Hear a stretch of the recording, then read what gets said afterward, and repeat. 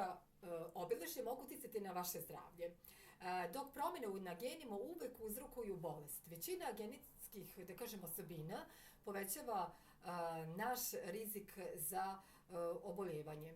Naprimer, osoba može imati gene koji povećavaju rizik za dijabetes, odnosno šećernu bolest. Međutim, neće svako pod rizikom za dijabetes oboleti. Šta više, ljudi sa visokim rizikom za tu bolest mogu sniziti svoj rizik pravodnim planom, odnosno ciljanim planom ishrane i vežbama.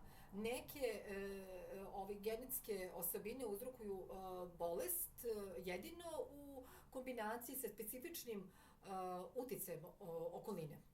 Zahvaljujući najnovijim, da kažem, tehnologijama, moguće je testirati specifične gene i odrediti imate li genetička obeležja povezana sa različitim bolestima. Na osnovu rezultata DNK analize možemo, da kažem, napraviti razviti program prevencije koja značajno smanjuje rizik od bolesti.